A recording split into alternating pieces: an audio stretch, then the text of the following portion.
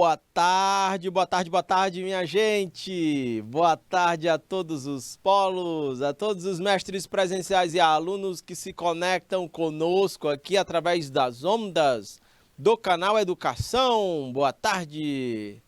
Minha gente, 1º de agosto do ano de 2022, estamos no ar em mais uma transmissão de aulas pelo curso técnico em administração. Estou diretamente do Estúdio 5, eu, o Isnaba, como diretor de imagens, a Rosário como profa assistente. Nós vamos juntos agora de 16 horas e 20 minutos até as 18 horas e 20 minutos. Ok, minha gente? Câmbio, câmbio. Estamos nessa volta das férias, né? Reiniciando mais um semestre, todo mundo com bateria carregada, espero eu. E vamos aqui, voltando aos nossos encontros todas as segundas-feiras, aqui com a disciplina de introdução ao direito empresarial. Hoje vamos falar de legislação consumerista, introdução às relações de consumo. Quero dizer isso aqui, quando eu me refiro à legislação consumerista, é relacionada literalmente ao consumo, ok? Ao consumo, ao mercado consumidor, a interação entre empresas e consumidores, ok? Vamos adiante. Eu sou o professor Fernando Galvão, vamos juntos até às 18 horas e 20 minutos nesta disciplina de introdução ao direito empresarial.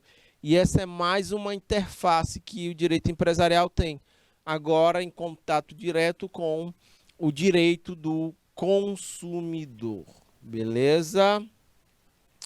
Vamos adiante. O objetivo é conhecer um conjunto de regras e princípios específicos para o campo consumerista, é olhar o mercado a partir do ponto de vista do consumidor. Beleza? Tudo bem? Vamos aqui, vamos adiante. Vamos estudar, ok? Vamos lá. Minha gente, um primeiro ponto que eu quero destacar, né? Deixa eu voltar um pouco aqui e deixa eu voltar um pouco aqui neste ponto.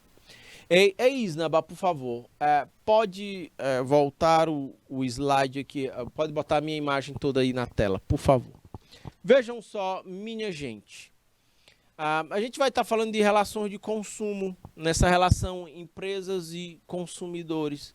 Percebam, o mercado, se alguém perguntar objetivamente para você, o que é que significa mercado? Na lata, logo você responde, é o encontro entre quem compra e o encontro entre quem vende, entre ofertantes e demandantes, né, de produtos e de serviços.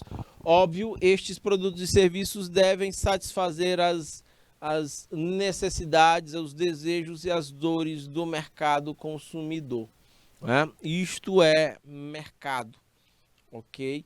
Este mercado, ele pode ocorrer, este encontro entre quem compra e quem vende pode ocorrer presencialmente num ponto de venda, ou ele pode também ocorrer de forma remota através de plataformas digitais.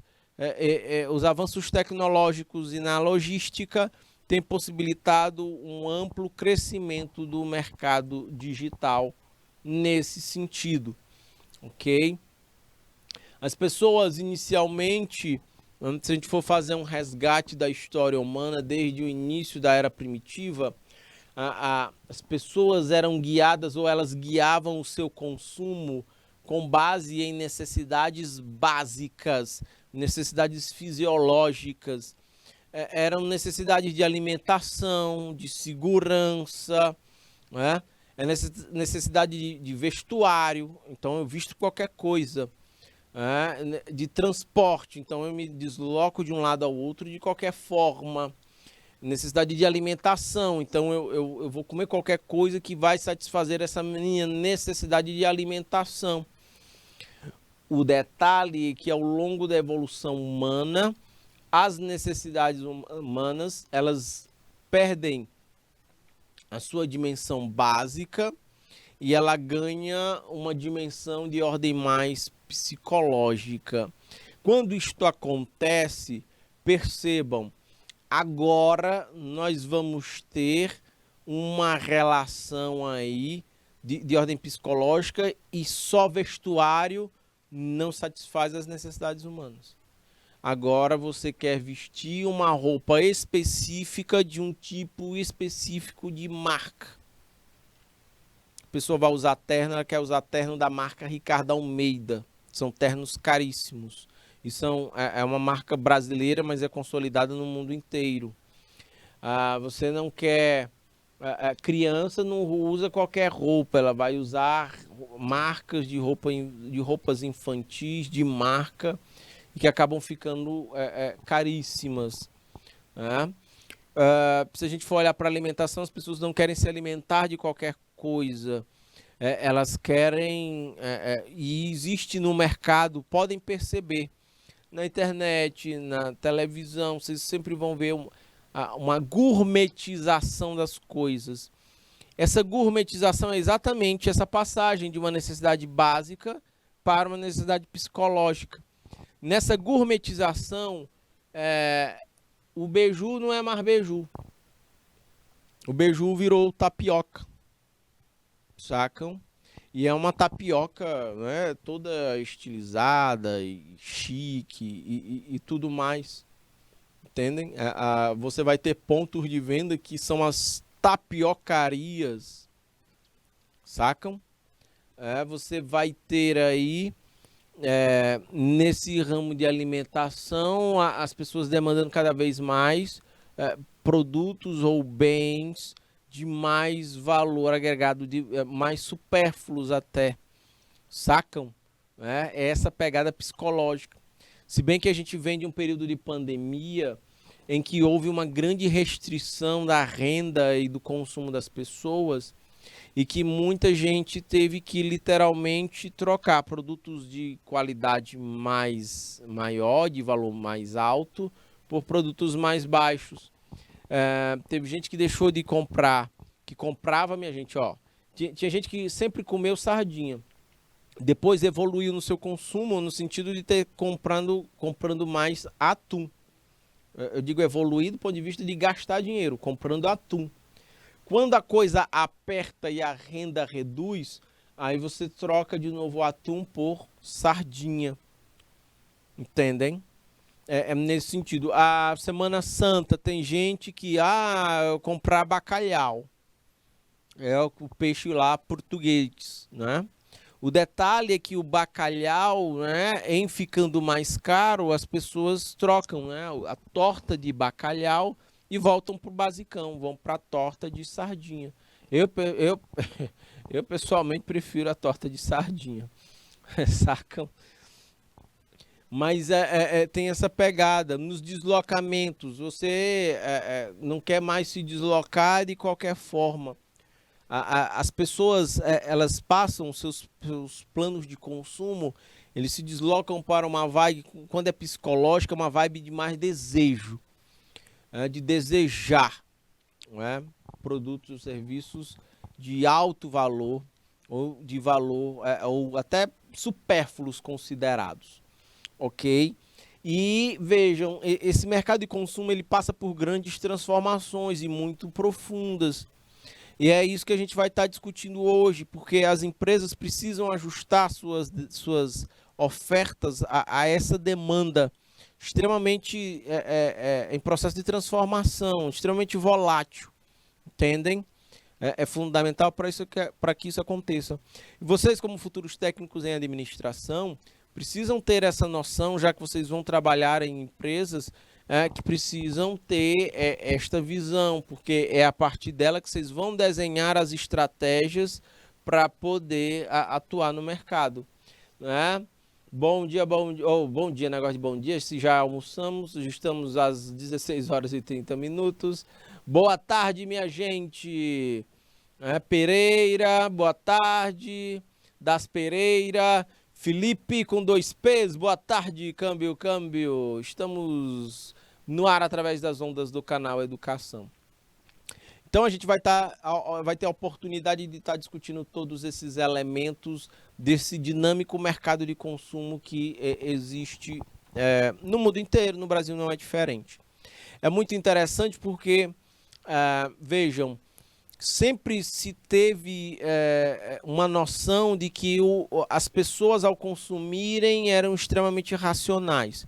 Elas escolhiam os melhores produtos de acordo com suas necessidades, comparavam preços para comprar, equilibrar ali aquela história do custo-benefício.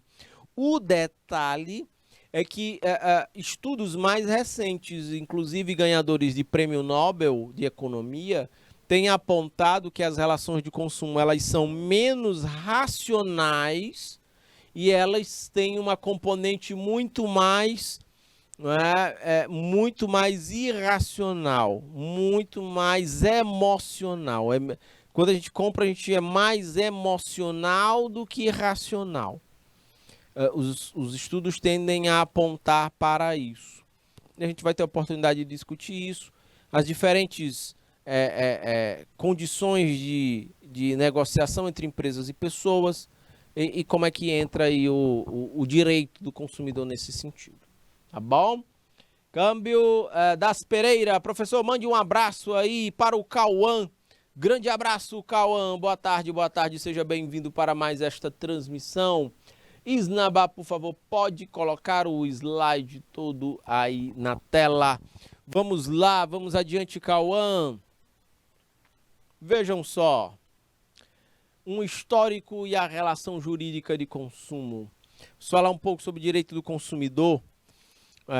É um ramo, ele deriva do direito civil e do direito empresarial, ok? Esse direito do consumidor aqui, sacam? Ele surge da necessidade de proteger a parte hipossuficiente. Quando a gente fala de hipossuficiente, na verdade, o que a gente está destacando aqui é que é uma pessoa... Opa, só um minuto. É uma pessoa sem condições para se sustentar ou em condições de maior vulnerabilidade nessa relação aqui de consumo, ok? Aqui o consumidor é entendido como aquele que adquire para si ou para outro como destinatário final de bens ou de serviços, ok? O consumidor parte do princípio de que eu não consigo produzir tudo que eu preciso, e aí eu dependo, não é? Eu vou depender de uma empresa para adquirir produtos de vestuário, serviços de transporte, serviços de lazer, de educação, bens alimentares, para que eu possa me sustentar, sacam? Sem condições de sustentar é nesse sentido. Não existe ninguém autossuficiente, capaz de viver isolado. Eu mesmo produzo tudo, eu mesmo produzo para o meu autoconsumo. Não é assim que a banda toca. Eu sou dependente de um mercado que me oferece produtos e serviços que satisfazem as minhas necessidades. Então, é a partir desta necessidade que existe essa coisa, essa característica do consumidor. Ele é dependente do mercado. Ele é dependente de no mercado comprar produtos e serviços. Este é um primeiro ponto do qual deriva o surgimento do direito do consumidor. O consumidor depende de um mercado produtor. E um outro detalhe do outro lado dessa relação jurídica tem-se o fornecedor. Por fornecedor, aí entendam as empresas. Aquele que fornece os bens e os serviços para o consumidor. Esse fornecedor aqui, Só um minuto, por favor. Esse consumidor aqui, aliás, esse fornecedor é a empresa, e essa empresa, essa unidade produtiva, ela pode operar no mercado agropecuário, na medida em que de repente eu compre leite, eu compro os ovos desses fornecedores. Eu vou cozinhar, não uso óleo, eu uso a banha de porco, então também vem do mercado agropecuário. Mas pode ser o fornecedor de produtos de vestuário ou de serviços de transporte, sacam? É tudo que eu compro das empresas. Então, você vai ter empresas que vão fornecer bens e serviços neste mercado. Volto a dizer para vocês, o mercado é esse encontro entre quem compra e quem vende. Nós temos aí o consumidor e o mercado que fornece esses produtos, esses serviços aí, satisfazendo as necessidades, dores e desejos. Aqui são pontos iniciais para a gente partir dessa discussão do que seja direito do consumidor e relações consumeristas. Eu estou olhando aqui para o chat, estou vendo aqui a Maria Clara Alves. Boa tarde, a Maria Clara, ela fala da unidade escolar. Doutor João Carvalho, na cidade de Dom Expedito Lopes, do primeiro ano A. Ok, beleza, seja bem-vinda para mais essa transmissão, Maria Clara, da aula do curso técnico em administração. A disciplina é Introdução ao Direito Empresarial, beleza. Vamos adiante aqui, minha gente. Estou olhando pelo retorno aqui no IPTV. Temos aqui Dom Expedito Lopes conectados conosco, Fronteira do Piauí, Santana do Piauí, boa tarde, Sigefredo Pacheco e São João da Varjota. Beleza, minha gente? Boa tarde. Vamos adiante. Aqui, os direitos básicos do consumidor. Aqui, a gente vai ter no artigo 6 do CDC.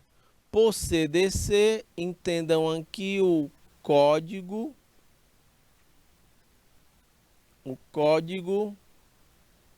de Defesa Consumidor. Ok? Do consumidor. O CDC. O CDC é uma lei 8.078/90. Então, é uma lei criada a partir do ano de 1990. Vamos lá. O que é direito básico do consumidor no mercado de consumo? Nessa interação entre mercado consumidor e empresas.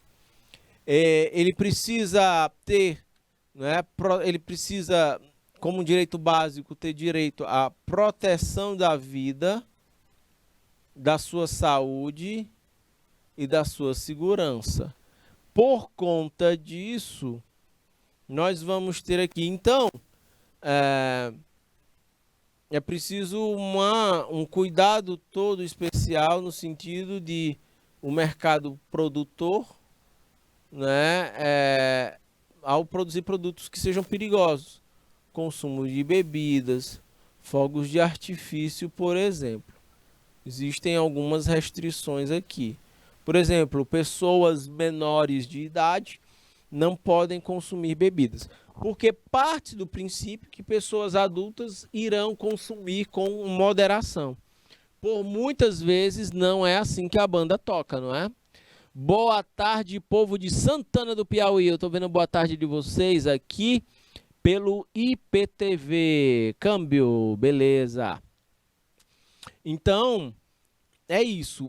Mesmo esses produtos, eles precisam ser vendidos e podem ser, aliás, podem ser vendidos, mas eles precisam se enquadrar em determinadas legislação que define especificações desses produtos que tentem aí aumentar o nível de segurança na medida que as pessoas compram e consomem tais produtos.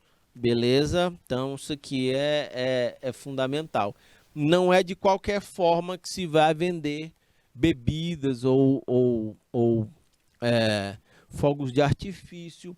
Esses produtos precisam estar enquadrados aí dentro de especificações que protejam a vida, a saúde e a segurança das pessoas. Tem uma coisa, mas isso é muito dinâmico e cabe algumas observações aqui. Recentemente no Brasil, a Câmara dos Deputados, ela tem que criar leis, deputados federais, ela tem sistematicamente ampliado, por exemplo, os limites de uso de produtos agrotóxicos e defensivos químicos na produção agrícola. E isso tem sido alvo de muitos questionamentos. Isnaba, por favor, tu poderia abrir o navegador para compartilhar uma tela com a galera aqui na aula? Tu dá uma procurada no navegador aí numa notícia que é liberalização de agrotóxicos. Tu procura aí procura no Google liberação de agrotóxicos, aí certamente vai cair numa notícia e tu abre aqui na tela para a gente compartilhar com a galera, para a gente dar uma olhada no que está acontecendo aqui, exatamente nesse ponto relacionado ao direito básico do consumidor, à proteção da vida, saúde e a segurança. Liberalização de agrotóxicos. Isso tem se ampliado consideravelmente no Brasil nos últimos tempos. Liberação de agrotóxicos. Isso. Pode botar no Brasil. Isso. Muito bem. Pode clicar aí nesse link. Pode ser esse primeiro aí. Vamos lá. Aí tu compartilha aí na tela. Muito bem. Sim, tranquilo, sem problema. Essa notícia é de 6 de dezembro do ano de 2021. Essa notícia, inclusive, foi atualizada também há 3 meses atrás. Né? O Isnaba vai já compartilhar aí na tela com vocês. A liberação de agrotóxicos em 2021 bate novo recorde na série histórica. A maioria desses agrotóxicos, a maioria é genérico. Deixa eu ampliar um pouquinho mais para ficar melhor a leitura.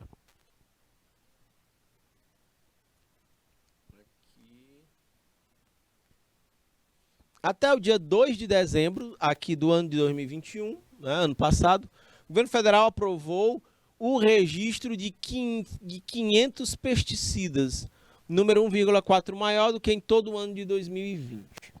Total de liberações, 6% são produtos inéditos. As aprovações vêm crescendo desde 2016. Então, aqui é uma imagem de aplicação de produtos químicos na produção agrícola. O governo federal aprovou o registro de 500 agrotóxicos desde janeiro até o dia 2 de dezembro do ano de 2021. Um novo recorde, né, iniciado em 2020, na série histórica. Já foi dito aqui. Dos 500 agrotóxicos liberados em 2021, 30 são inéditos. Dos 500, eles correspondem a 6%. Químicos ou biológicos.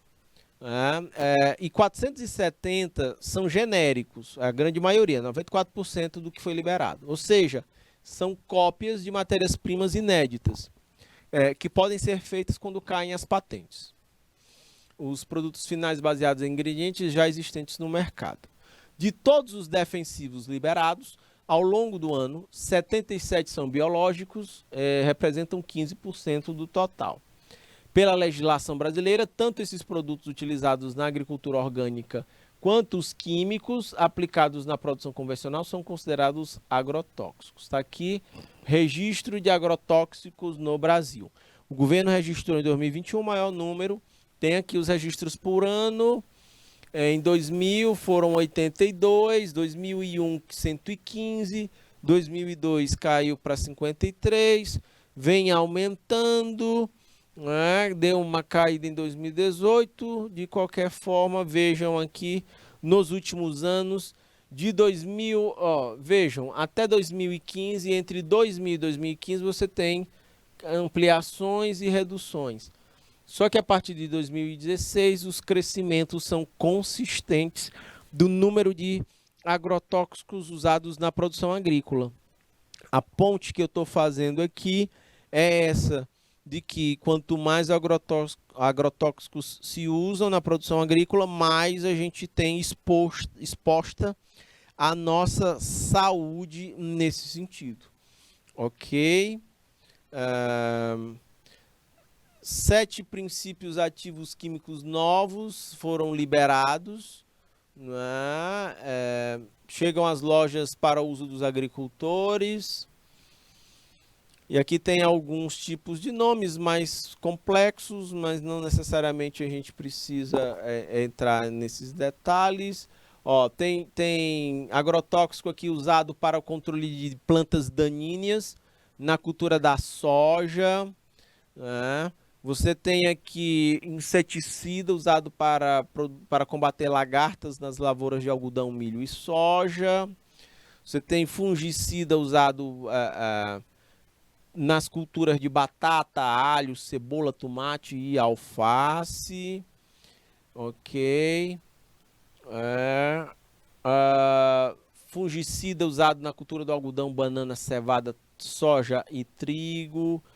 Usado também na batata. Fungicida usado no controle de mofo branco e mofo cinzento. Então nós temos vários tipos aqui, né? O aval para um novo agrotóxico no país passa por 3 órgãos reguladores. A Anvisa avalia os riscos à saúde, o IBAMA analisa o perigo ambiental, o Ministério da Agricultura analisa se ele é eficaz para matar as pragas ou não. Ok, então nós temos todos esses pontos aqui destacados. Pode voltar o slide aí para a tela Isnaba, por favor, muito obrigado.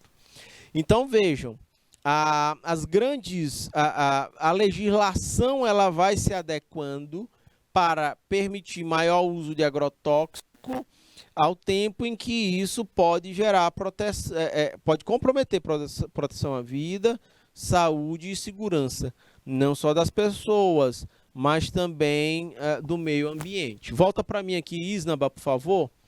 Tem outros pontos que merecem destaque. Quem faz um amplo uso dos agrotóxicos diz assim: se a gente não usar, o volume produzido de produção agrícola vai se reduzir, porque cai a produtividade, e aí nós teremos problemas no abastecimento. Vamos ter um nível de produção mais baixo e isso pode comprometer o mercado, desabastecer o mercado. Ok?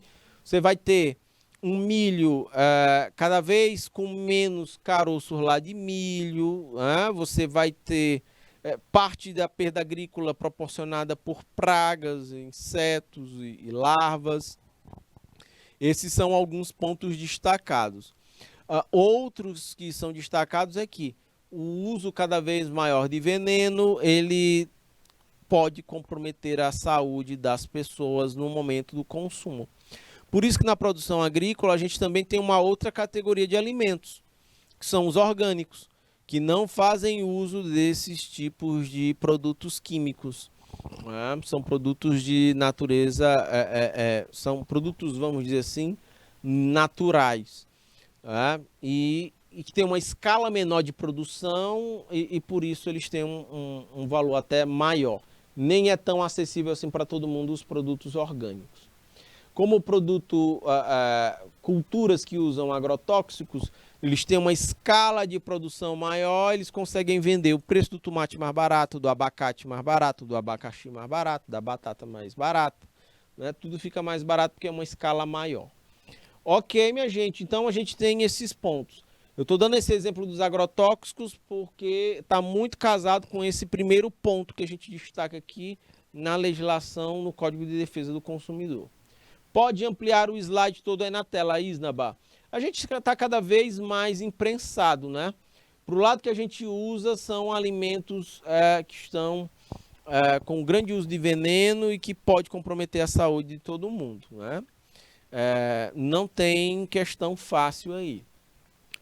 Nós temos também como elemento do direito básico ao consumidor, vejam, é direito básico do consumidor, só um instante, caneta azul, uma educação e divulgação sobre o consumo adequado do produto. A gente vai ver aí, por exemplo, propagandas que dizem que o consumo do álcool deve ser, por exemplo, moderado, né? Ao tempo que a gente também tem uma tentativa de proteger as crianças através de regulação, né, de uma propaganda infantil manipuladora. Em algum momento eu já devo ter comentado com vocês aqui. Tem fábricas de brinquedos que contratam psicólogos, pedagogos, mas a ideia não é que esses profissionais ajudem a melhorar, a desenhar um produto, um brinquedo mais educativo, mas é para ajudar na montagem de peças publicitárias que façam uma propaganda tão impactante do ponto de vista manipuladora, que faz com que as crianças peçam um brinquedo de um jeito que os pais não consigam dizer não. Então, existem essas distorções de mercado e a legislação, a princípio, deveria proteger as famílias disso. Não necessariamente consegue o tempo todo.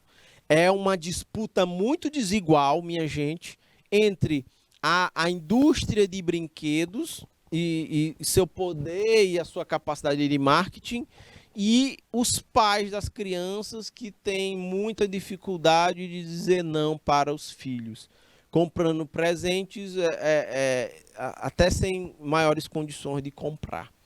Sacam o grande desafio?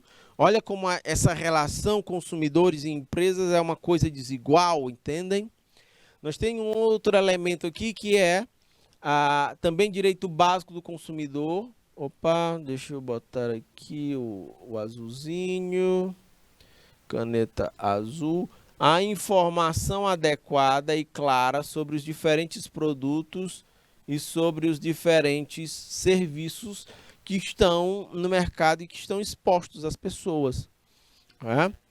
Porque a ideia dessa informação adequada é garantir que sejam informações sobre o uso adequado, de como usar o produto. A ideia é de alertar para os malefícios e para os efeitos colaterais. Ninguém gosta de falar mal sobre você, sobre si mesmo, né? Ninguém faz isso. As marcas também não gostam disso. Mas a legislação diz que se você tem efeitos colaterais, eles precisam ficar claros para os consumidores. Quando a gente vai olhar para uma bula de remédios, vejam, você vai ver em letras bem miúdas uma série de efeitos colaterais que podem ter nos remédios. E faz parte do processo. A grande questão é que os consumidores precisam ter clareza sobre isso. Ok, tudo bem, câmbio. Então, é preciso destacar esse uso adequado, apontar possíveis pontos fracos do produto. Por exemplo, o consumo em demasia um consumo exagerado de refrigerantes, minha gente, faz mal à saúde. Tem muito açúcar, aquilo ali faz mal para a saúde e tomado sistematicamente ao longo do tempo, pode gerar muitos problemas de saúde futuros. O próprio fast food, a comida rápida, os hambúrgueres, os milkshakes e tudo mais. Então, isso pode gerar grandes problemas lá em cima, a saúde das pessoas. Nos Estados Unidos é um dos países que tem um padrão alimentar extremamente desregrado e que não, coincidentemente, é o maior número de pessoas obesas no mundo. O Brasil também está caminhando para ser um país de muitas pessoas obesas, sacam? E nós temos todas essas dificuldades aí.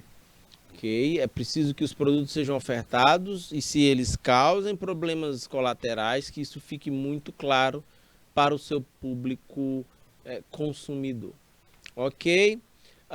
Um outro critério, um outro ponto aí de direito básico do consumidor, de acordo com o artigo 6º do Código de Defesa do Consumidor, é que é a proteção contra a publicidade enganosa e abusiva.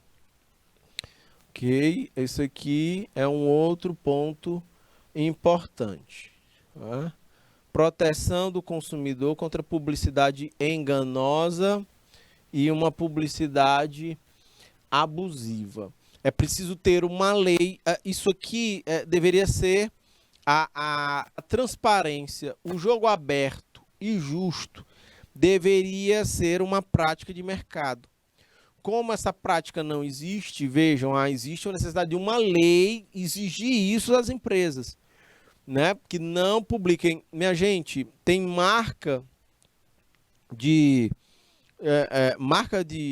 uma marca de chocolate, né? E que produz laticínios. Volta aqui para mim, Isnaba, por favor.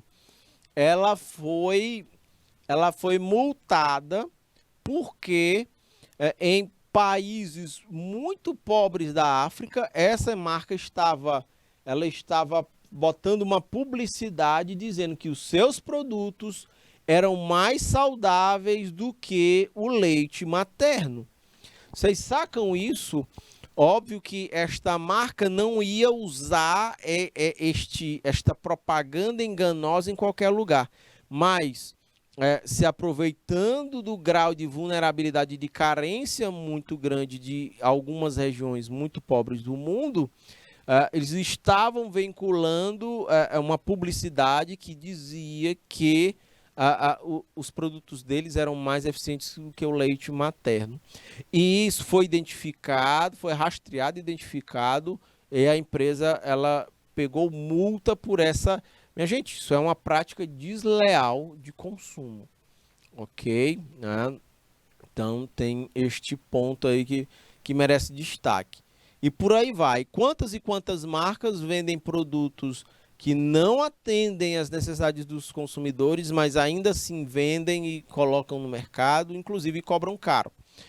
Você quer um exemplo? São postos de combustíveis que por vezes cobram um combustível de valor caro, acima do que realmente deveria valer, e ainda adulteram a qualidade desse combustível para ganhar 2 vezes em cima do consumidor. Então, é muito delicada essa questão. De repente, um restaurante que faz a promoção do seu cardápio, dos seus serviços, ao tempo em que ele só nega a informação de que a sua cozinha é muito suja, de que não é higiênica e de que aquilo ali pode gerar problemas à saúde dos consumidores. Não existe uma clareza na relação de consumo entre algumas empresas e os seus consumidores. Isnaba, pode ampliar o slide todo aí na tela, por favor. Então, vejam só. A gente também tem a proteção contratual, né? Uma relação de consumo regida por um contrato em que as partes precisam cumprir com as suas responsabilidades.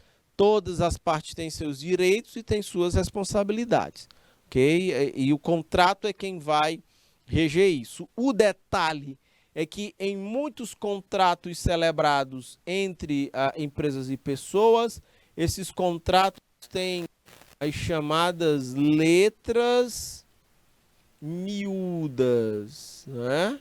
As letras miúdas, as partes mais importantes de um contrato, são tão pequenininhas que geram cansaço no consumidor de ler. O consumidor passa batido, não lê, e ali tem direitos feridos do consumidor e ele não sabe porque é um contrato feito para não ser lido. Pelas empresas, geralmente é assim que funciona. Tá bom? É a história lá da venda casada, você vende um produto, mas você associa a outro complementar, e isso não fica claro para o consumidor. Todas essas são questões contratuais que deveriam proteger ambas as partes. Por vezes, um contrato ele serve exatamente para lesar a outra parte, tá bom? Sobretudo consumidores. Está previsto como direito básico do consumidor um direito à indenização, né? Caso ele se sinta lesado nesta relação de consumo, ele pode exigir um valor monetário para compensar o seu constrangimento diante de uma relação de consumo. Também é um direito básico do consumidor que ele tenha acesso à justiça, que a justiça possibilite infraestrutura para o recebimento, acesso à justiça, a cobrança dos direitos, né, e tudo mais. Nós temos um Código de Defesa do Consumidor, que esse consumidor possa recorrer à justiça para ter garantidos os seus direitos, se isso não for observado na relação de consumo, ok? Seja por uma série de coisas, você encomenda um produto ou um serviço e ele não é entregue, ou esse produto ou serviço vem com problema e a empresa quer colocar dificuldades para receber de novo, para substituir por um produto novo, né? São vários os pontos e a gente vai ter a oportunidade de discutir isso aqui ao longo da aula até às 18 horas e 20 minutos, tá bom? Olhando aqui para o relógio, são agora 17 horas e 4 minutos. Também a facilidade de defesa dos direitos, dos seus direitos dos consumidores, né? Que isso aqui seja possibilitado, justamente porque, volto a dizer, minha gente, a gente está falando de direito empresarial, mais especificamente da interface, do encontro do direito empresarial com o direito do consumidor. Então, não é uma questão de demonizar as empresas, mas é uma questão de que as empresas precisam, e a gente já falou sobre isso, ela precisa operar no mercado em compliance, em conformidade com a legislação. Mas as evidências apontam que muitas das relações de consumo, empresas têm enormes vantagens nessa relação e consumidores grandes desvantagens. Um outro ponto destacado como direito básico do consumidor nesse slide óbvio, abarca aí também a qualidade dos serviços públicos, né? Aqui, inclusive, é interessante, porque o consumidor, aqui, nos serviços públicos, o consumidor, ele recebe um outro nome chamado de né? O acento é no outro U. Só um minutinho. Deixa eu apagar aqui. Nós temos aqui o usuário. Ok? É o usuário. É o usuário do serviço de saúde, é o usuário do serviço de segurança, de educação e de tudo mais. O serviço público precisa também ajustar as suas entregas, né, aos padrões de qualidade que atendam às necessidades das pessoas, as necessidades, os desejos e as dores. Existe uma grande dificuldade do setor público em em conseguir casar essas coisas. Isso é uma reclamação, não é, cotidiana das pessoas em relação à qualidade dos serviços públicos que são prestados. Também entra numa relação de consumo no Código de Defesa do Consumidor. Minha gente, Vejam só, aqui a gente coloca alguns pontos históricos, alguns momentos históricos e suas influências sobre essa relação jurídica de consumo. Vejam só, ah, deixa eu botar o roxinho aqui, a Revolução Industrial. Aqui na Revolução Industrial, nós vamos ter Revolução Industrial, ela acontece aqui no século XVIII, né? Século XVIII. Aqui, Revolução Industrial. Deixa eu deixar só os 3 pauzinhos que fica melhor para vocês. Né? Ok, aqui, opa, botei o lugar errado. Aqui. O século XVIII. Então vejam, houve um aumento da população, da densidade populacional, do número de pessoas vivendo nas cidades, sobretudo na Europa, e nos grandes centros. Nesse contexto de Revolução Industrial, houve uma migração de pessoas vivendo do campo e pessoas vivendo nas cidades, ok? Isso lá, século XVIII na Europa, mas aqui no Brasil também, a gente tem um Brasil que vive, né, que vai viver também esse processo de modernização da agricultura, e nós temos aí pessoas também migrando do campo para os grandes centros. Esse reflexo primeiro apareceu lá na Europa, ele também, algum tempo depois, se reflete aqui dentro do Brasil. Ainda na Revolução Industrial, vejam, há um surgimento de um novo modelo de produção. É uma produção em série, né? Homogeneização da produção. Ou seja, produtos iguais, produzidos em larga escala. Você tem, por exemplo, um modelo de camisa sendo produzido em milhares de quantidades, de unidades, para serem vendidas no mercado. Camisas, calças, sapatos, veículos. Nós temos um mercado de consumo de massa na Revolução Industrial. Há um aumento da produtividade e muito produto sendo produzido e absorvido, né, pelo mercado. Está destacado em vermelhinho que essa tendência mudou. Até porque a gente está numa outra vibe. Hoje não é mais da produção de larga escala. Pelo contrário. Hoje nós temos uma relação de produção aí nas empresas que ela é menos produção em série e larga escala para uma produção mais customizada. Uma produção mais específica, né, para nichos de mercado menores, para grupos de pessoas menores. Você tem até uma customização de produtos adequados àquela característica específica daquele tipo de consumidor. Então vejam, essa tendência inicial destacada aí no slide, ela já mudou, ok? Um outro momento de mercado que tem influências nessa relação jurídica de consumo é a Segunda Guerra Mundial. Bom, Segunda Guerra Mundial já é bem mais para cá, eu estou falando de 1900 e começa em 39, vai até 1945, com a bomba atômica em Hiroshima e Nagasaki. Nessa Segunda Guerra Mundial, há um grande desenvolvimento em tecnologia de ponta e se consolida um novo modelo.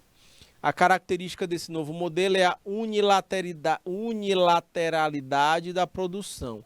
Este mercado, os produtos, eles eram produzidos sem necessariamente estarem adequados às necessidades das pessoas. É assim, uma camisa era produzida e colocada para ser vendida independente de eu e o Isna de termos gostos diferentes. Era a mesma camisa produzida, independente do Isna ser diferente de mim, sacam?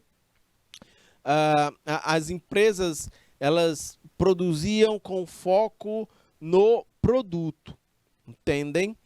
né? Você desenha um produto para atender uma determinada alguma necessidade de mercado e botava para vender. Não estava muito preocupada se aquilo ali estava ajustado às reais necessidades das pessoas. Ok? Essa é uma característica, esse é um traço da Segunda Guerra Mundial. Muita gente, muitos homens estavam na linha de frente da guerra, lutando, e no mercado de trabalho as mulheres tiveram que sair dos lares e ocupar suas funções no mercado de trabalho. Foi um evento histórico que forçou a inserção cada vez maior de mulheres no mercado de trabalho. Tá bom? Também houve grande intervenção estatal nesse período, sobretudo dos poderes legislativo, que criam leis, o executivo e o judiciário. Voltando aqui, vindo mais adiante, a gente tem um outro momento bem importante aqui no Brasil, que é a criação da proteção do consumidor dentro da Constituição Federal de 1988. E aí fica explícito aqui no artigo 5º da Constituição Federal, ok?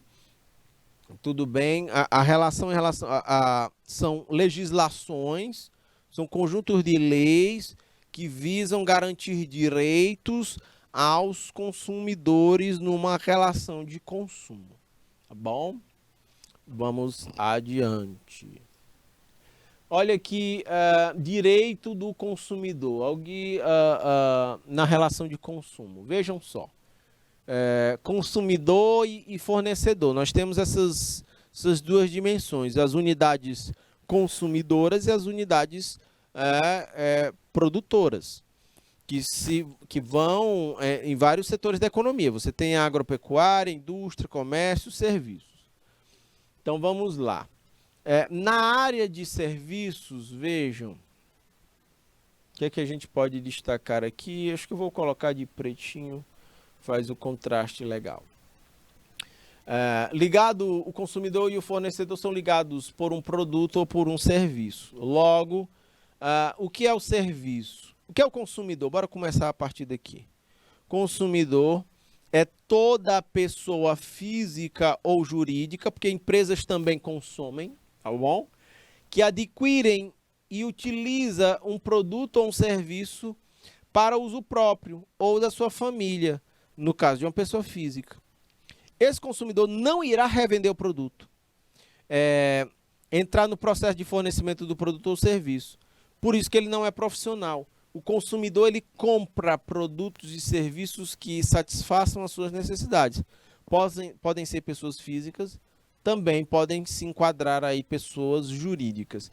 Este é o conceito de consumidor.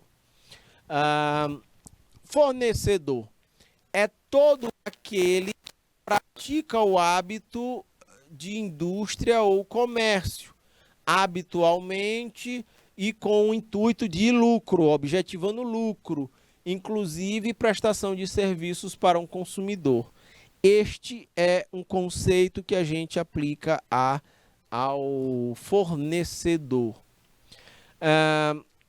O que é produto? É qualquer bem, móvel ou imóvel, material ou imaterial, que durável e não durável, e a definição de forma ampla e abrangente, né? São produtos e serviços. Quando ele é móvel ou imóvel, quando ele é material, é um bem físico. Quando ele é imaterial, ele é um serviço. Deixa eu dar um exemplo. Um livro é um bem material. Ele tem dimensões físicas, ele tem peso, ele tem cor, sacam? A hospedagem num hotel, ele é um bem que a gente considera imaterial. Ele não tem forma física, ele é uma experiência. A prestação de serviços é uma experiência do consumidor, sacam? É uma consulta médica, é uma aula ministrada, sacam? Então, essa é a característica, na verdade, esse é o conceito que está por trás do que se chama de produto. O serviço, vejam, é qualquer atividade exercida no mercado de consumo. Podem ser serviços, hospedagem de hotel, uma aula, serviços bancários, seguros, não é? Transporte. Tudo isso se enquadra como serviços, são de natureza imaterial. O consumidor equiparado. Existem 3 espécies, tá bem aqui embaixo. Existem 3 espécies que a gente pode considerar de consumidor equiparado. A coletividade de pessoas que participou de uma relação de consumo, por exemplo, pais de alunos comprando material escolar. Isso aqui se aplica a consumidor equiparado. É um coletivo de pessoas com a mesma característica. Participou de uma mesma relação de consumo. Compra de material escolar. Ok? Um outro exemplo é os terceiros ou vítimas de acidente de consumo. Do fato, do produto ou do serviço. Né? Vítimas de acidente de consumo. Pode ser um grupo de pessoas que foi numa lanchonete, comeu um lanche e passou mal. Entendem? Aí a gente chama aí de vítimas de acidente de consumo. Lá no Rio Grande do Sul, em Santa Maria, na cidade, você vai ter lá uma boate chamada Kiss, que durante uma festa teve um acidente, pegou fogo, muita gente, algumas pessoas conseguiram escapar, mas muita gente morreu no incêndio que teve nessa boate. Percebam que essa característica são de vítimas de um acidente de consumo, tá bom? No caso aí de um serviço que era de lazer da boate. Também é consumidor equiparado, conceitualmente falando, pessoas expostas a práticas comerciais e contratos de consumo, né? Também são pessoas às práticas, na verdade aqui, pessoas expostas a práticas comerciais e de contratos de consumo, tá bom? A vulnerabilidade é o consumidor, é entendido como a parte mais fraca, não é, dessa relação de consumo em relação à empresa. Sua vulnerabilidade pode ser técnica, jurídica, econômica ou informacional. Tá bom? Que alguns conceitos relacionados ao direito do consumidor. Estou olhando para o relógio, 17 horas e 19 minutos. Minha gente, eu vou para um breve break, mas eu volto já já.